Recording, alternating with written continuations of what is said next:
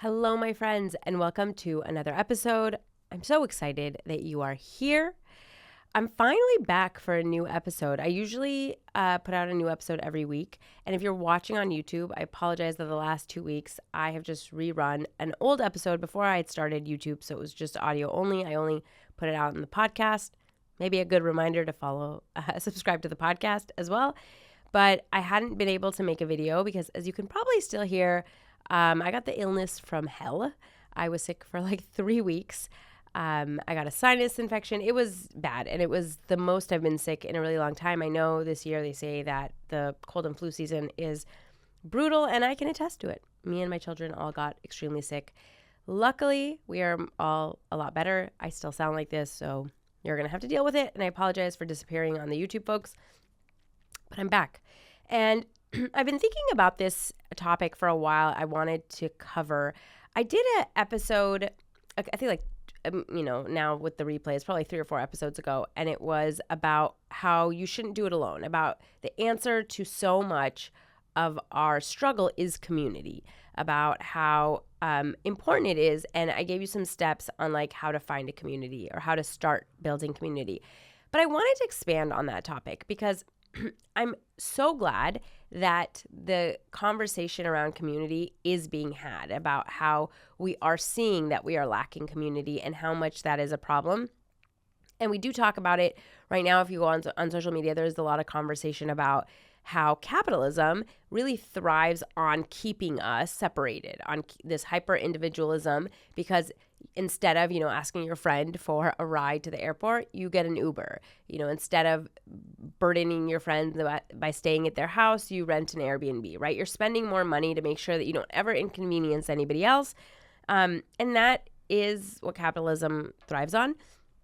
And yes, that is true. But there's just aspects of how to be a good community member, how to build that community that I don't think are being talked about as much. I think it's starting. And so I want to talk about it because it's one thing to say like community is the answer, but I think a lot of people aren't willing to do the work that is required in order to have a community. And so I want to talk about like what makes you a good community member and how to really figure out if you are putting in what you need to. Because one of the things I've noticed is we talk about the loneliness epidemic and, what is happening in culture right now where people are feeling really disconnected and they are feeling really lonely. And I think that oftentimes it is easier to simply complain or to point out all of the, causes of it or to blame other people, which is valid. Not to say that those discussions shouldn't happen.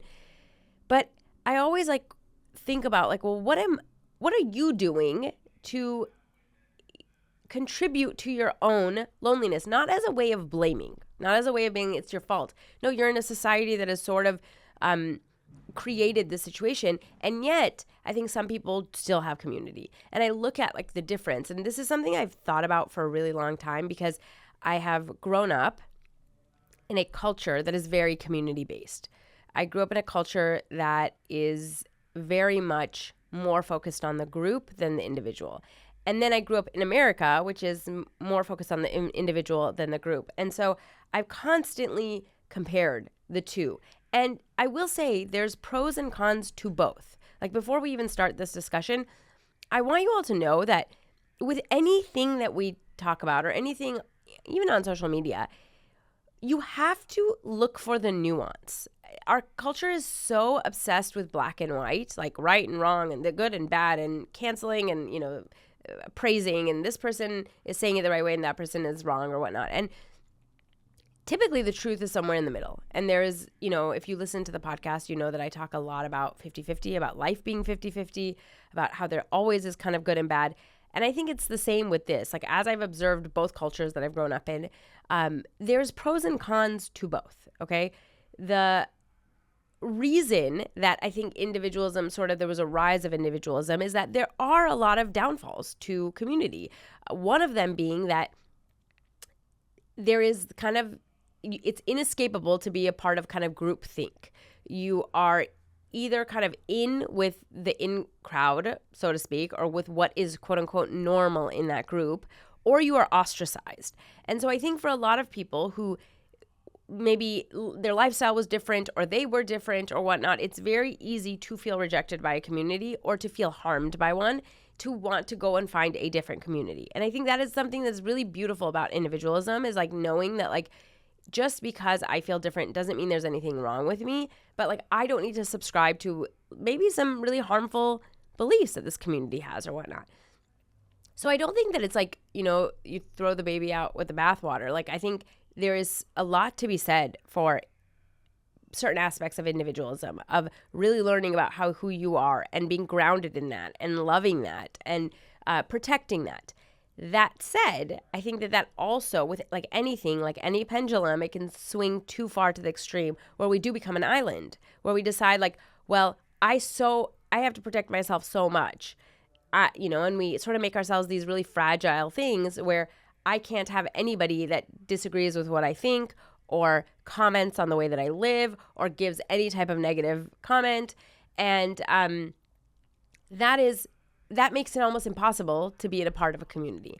And I want us to think about that. Like, what do we have to sort of accept, endure? I don't know what word you want to use, but what reality do I have to accept if I want to be a part of a community?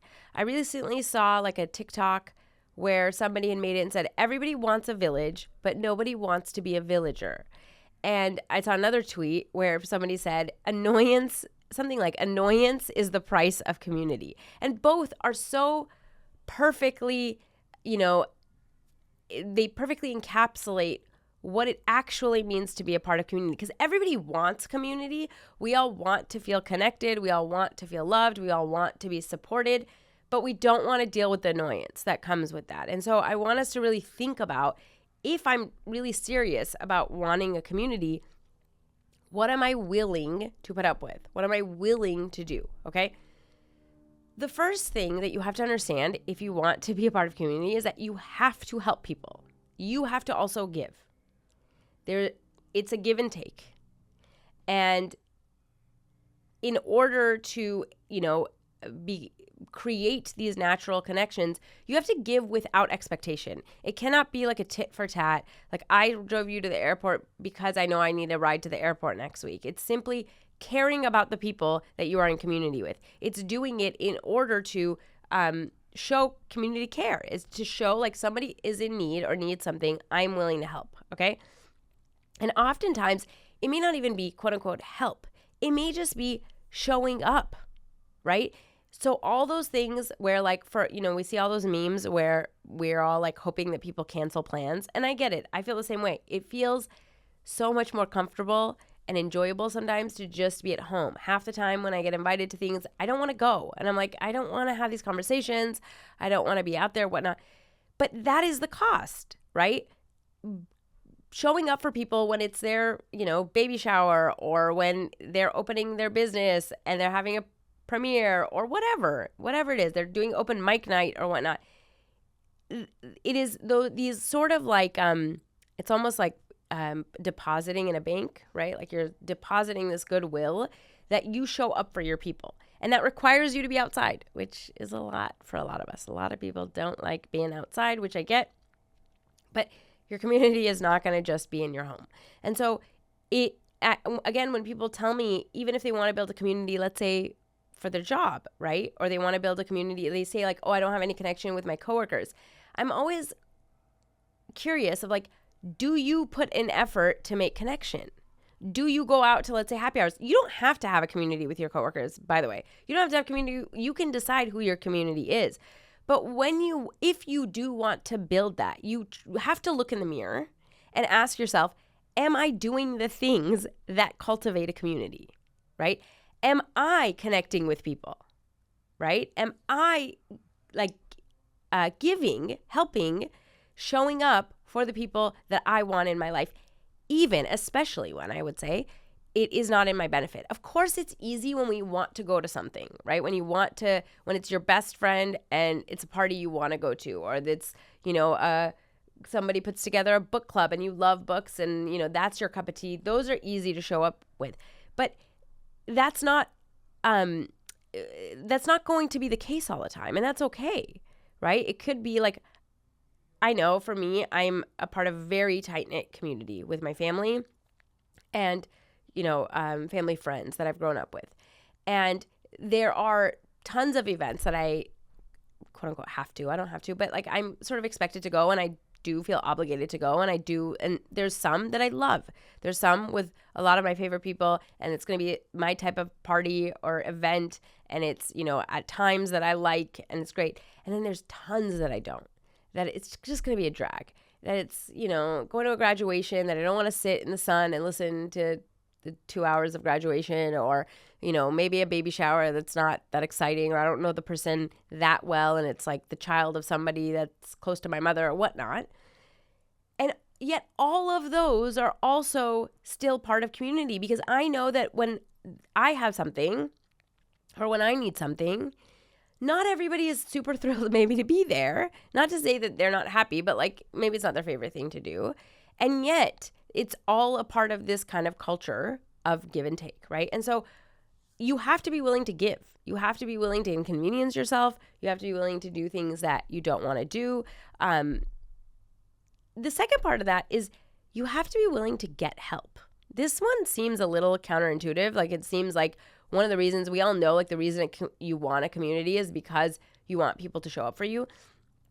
But this hyper-individualism, one of the worst things that it's done for us is that it has made so many people feel as though they should never inconvenience someone, right? That they would rather pay somebody else to solve their problems, or that you just never want to be a burden on anyone. And I think that one of the things that you have to understand is one of the things that binds people together, I would say the thing that binds people together the fastest is vulnerability, right? And part of that is showing your humanness. And part of that is showing when you need help. And I think when you guard yourself to always never need somebody and never take help and never want to inconvenience someone, you limit how close you can be to that person. You limit the depth of that relationship, because humans love helping. This is one thing that, it's been studied, and we know that helping people gives us dopamine releases, and this is why so many people really want to, whether it's charity work or volunteering work or just helping out a friend, it makes you feel good. It makes you feel needed. It makes you feel like you're a part of that community. And yet I think for a lot of us, we think we're doing people a favor by never asking for help.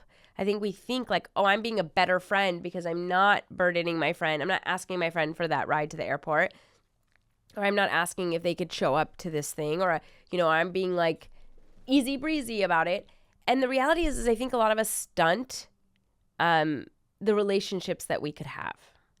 And so what's fascinating is I think for a lot of people listening to this podcast, a lot of my type A, overachieving, high performers, it's actually going to be harder to get help than give help. When I say the first part, you're like, yeah, I'm willing. You need help moving? I'll be there. You need this? I'm the person for you. I will solve your problem.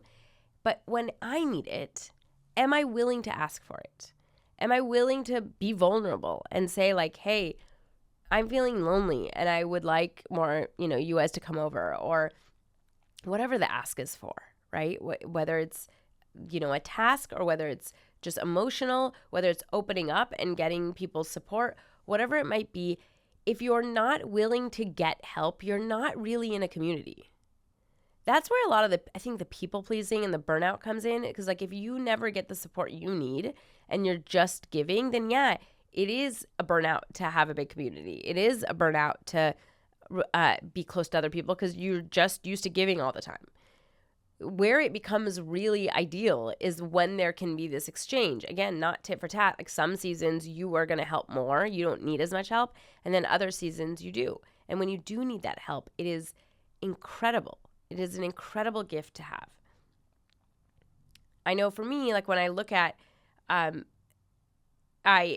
historically, I think for a lot of women, you have been sort of trained in this culture to not ask for help. So I think for a while I was that person, and I have worked a lot on allowing people to be there for me or allowing people to help me. It still doesn't, certain things don't come easy, but I really think about how much my community has, if I did not have my community of people, I don't know where I would be today, because I think, when I had like as an example, when I had children, both times, my community descended on me. Like, I can't even explain. Like, that's just what it felt like. It was like this entire group of people descended on my house and me, and did everything.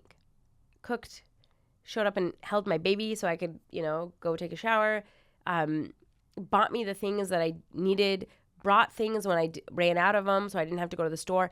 I really got a good amount of time to heal, to be with my kid. Now, again, I needed to be able to accept that, and I needed to be okay with that. And that is hard at times, because I kept wanting to be like, no, I'm fine. You guys can leave and whatnot. And part of it was like allowing myself to be like, it's okay. It's okay to need help right now. It's okay that in this moment, in this vulnerable state, other people are coming to me.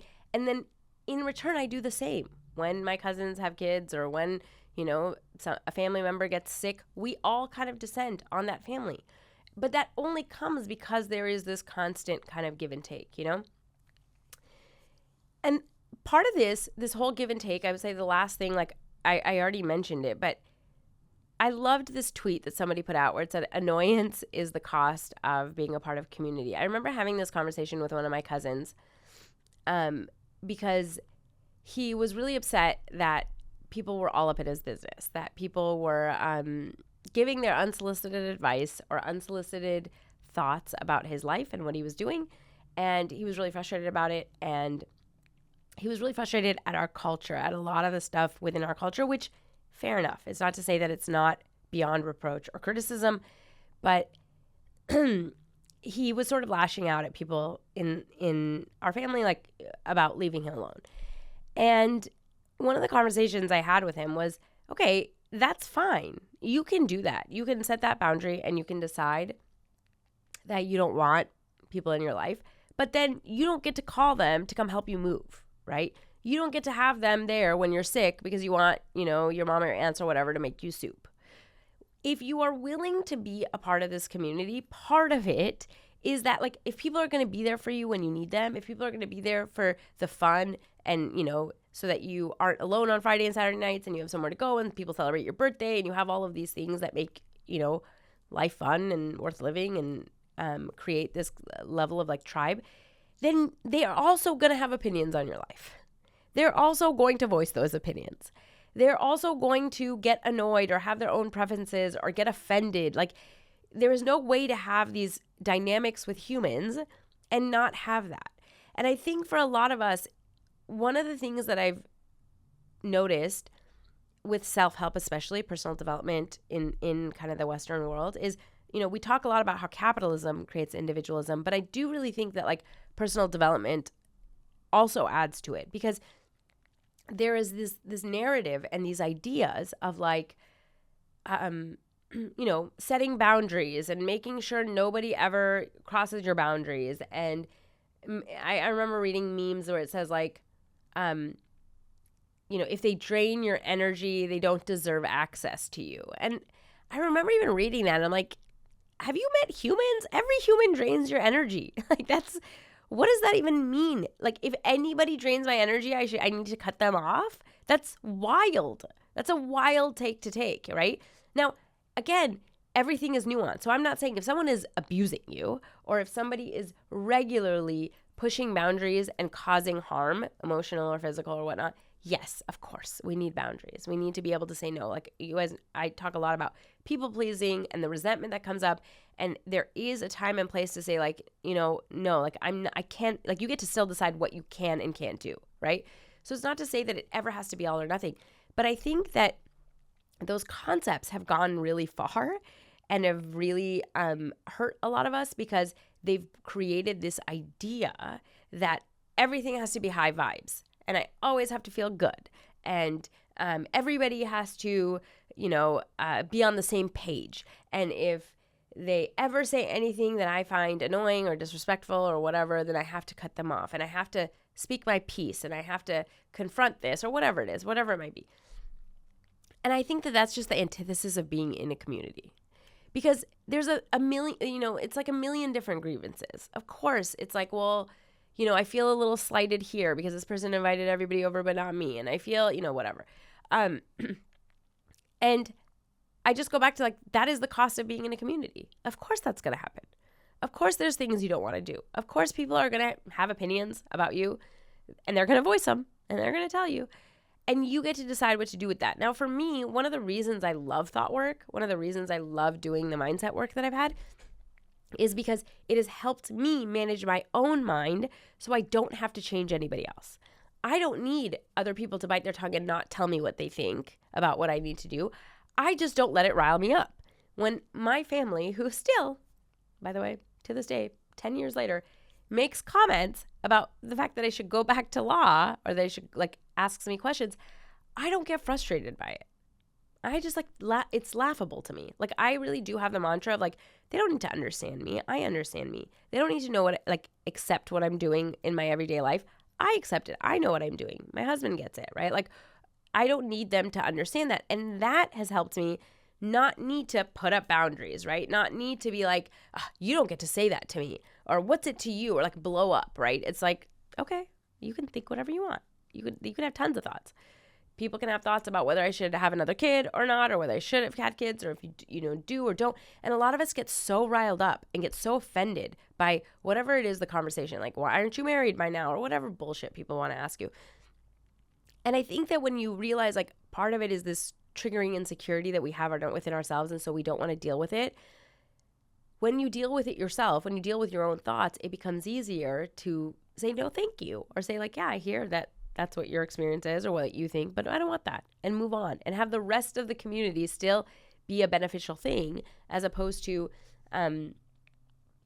getting all, bent out of shape. And so I would just say like, there is the, give and take, there is the help and accepting help. There is also knowing that part of it, dealing with humans, is some negative emotion of, maybe a little bit of resentment, maybe some jealousy, maybe some annoyance, frustration. That is part of the deal. And that's okay. Because it also means that on the flip side of that, you get the connection and you get the love and you get the support. You cannot have one without the other. It just doesn't come. Nobody's going to get that. And so like, I say that to say like, don't be surprised when that's part of it. I think people want to be a part of a community and then they try to like enter in a community and then they're like, oh, it's too much. Like there was, all this drama, or these people are talking, I don't know, whatever. People had all these opinions about me. And it's like, yeah, that is interacting with humans. Humans have a lot of thoughts. They have a lot of opinions. I have a lot of thoughts. I always say this, like, it's so funny doing this work. Like people think like you're going to become this like non-judgmental, I don't know, it's like Zen person. I'm like, never met her. Don't know who she is. Because I have a lot of opinions about how other people should live their lives. Trust me. I keep most of it to myself. Sometimes I don't. And I get it. Sometimes that's probably annoying. I'm sure it's annoying. And yet that's what it means to be human. That's what it means to interact. That's what it means to like understand. And a lot of it comes from love. I obviously want those things for people because I want to help them and I don't want them to fall into certain, pitfalls or whatnot. And when I think about it with people in my community, like that's all they're doing. They're trying to protect me. They think they know best. That's the way they were raised. Those are their beliefs. That's the paradigm they were a part of. And that's okay. They can give me their opinion and I can take it with a grain of salt. And so I just want you to expect that. I want you to know whatever community you are going to cultivate, it is going to be 50-50. There's going to be really amazing parts of it. There's going to be really great like connection and support and this feeling of fulfillment and belonging, which is fantastic. And then there's going to be a lot of annoyance and pettiness and drama and whatever. And it's really like kind of figuring out how you navigate that, how you get involved with it, how much of it is worth it. Like I'm not saying maybe certain communities are not going to be worth it. The last thing I will say, and it sort of harkens back to what I was saying in the beginning of like, what are you doing to feel connected? What are you doing to not feel lonely? When we go back to thought work, I think for a lot of us, when we want to feel this feeling of connection, I want you to really think about like, what else could I do to feel connected to someone?